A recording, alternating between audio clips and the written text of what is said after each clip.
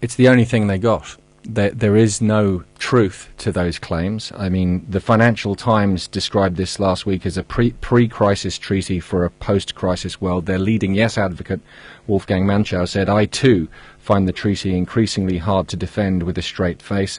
The Wall Street Journal, which is the Bible of corporate investors, which is owned by Rupert Murdoch, as we know, which is pushing for a no vote. Let's be clear about that. Let me be very clear. It is owned by Rupert Murdoch, and it is read in all of these boardrooms that we keep hearing about. Yes, but it's read in the boardrooms and Karen, if I can read what they said, can I read what they said? Let's clarify the Wall Street Journal thing. They don't even want the facts out there. Karen, can I read what they said? Who do you mean that they don't want the facts out there? I mean the media bias in this whole debate, last time and this time. It's been written about today, even in the Sunday Business Post, is just stunning. I mean, can I just say that the Wall Street Journal said... Clarifying a point, Declan Ganley, it's not media bias. Can I say what they said? You can, but let's be clear so that we're aware of the Wall Street Journal. Yes, it is read. It's a hugely influential paper.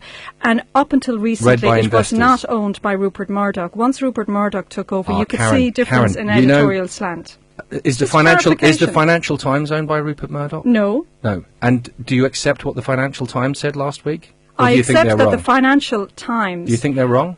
You should tell us what the Financial Times said, Declan. They said this is a pre-crisis treaty for a post-crisis world. Their leading yes advocate, Wolfgang Manchow, and I presume you know that, said, "I too find the treaty increasingly hard to defend with a straight face." And as I've been trying to say, the Wall Street Journal said in an editorial, "Mr. Lenihan is peddling phantom terrors to scare the Irish people into voting yes.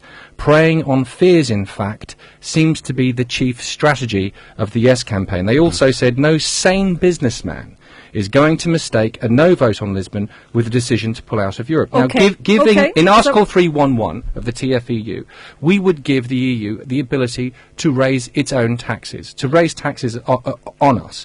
We would be giving Christine Lagarde, the French finance minister, the ability to go ahead with her policy for tax harmonisation, which she says is an imperative of the Union. So you talk about media bias, yet you're very selective in terms of the media you bring out. It's the financial media. You asked me a question about job creation. I'm quoting the international financial media to you, and you won't accept their word. You'd rather accept what Proinsias De Rossa has to say. Why the Sunday Business Post is a screaming yes paper with a poll, quoting a poll, trying to make people believe that there's this yes vote out there that just isn't there. They were out. That poll was 20 points out, saying there would be a yes vote the last time. 20 points out the last time around. It's wrong. Okay, Proinsias De Rossa. I think Declan is panicking. He's about to lose again. You reckon, Proinsias? He's about to lose again. He didn't lose last time. It wouldn't be again. There is a very now. strong indication, both in a range of opinion polls over the last number of months and on the street, where I have been campaigning in Galway, in Mullingar, in Did you find a yes voter in Mullingar? I have been campaigning in all of these places, and there is definitely a shift from people who voted no the last time to voting yes this time. That's what I have found. Okay, but just on the jobs issue, Declan Ganley has been quoting people there, saying that the Lisbon Treaty basically will not be good for us, and there's no point in voting for it. Well, look, this is the consolidated text of the treaty here. There are 23 pages dealing with employment, social policy, social fund, vocational training, youth and sport, culture, public health, consumer protection, industry, economic and social and territorial cohesion, research and technological development, environment, energy and tourism. All of these areas are being addressed by the European EU Union, all to the benefit of this small country.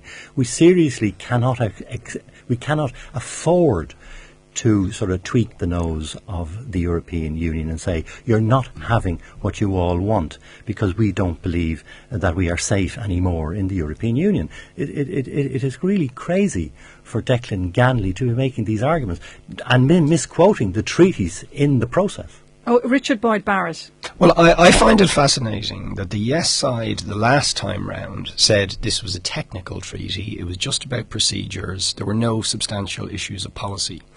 Now we're being told it's all substantial issues of policy, and we're listing down through them. So which is it, first of all, right? There's no consistency in the argument. And in fact, what Proinsias has just said is more correct. It does deal with substantial issues of policy, so why did they lie to us the last time? But then the question is, in what way does it deal with those substantial issues of policy? And I would say that overwhelmingly what the treaty is doing is enforcing a particular economic philosophy and doctrine, and one which is a neoliberal economic philosophy which prioritises competition and the rights of big business over the rights of workers or the rights of states to provide public services as they see fit.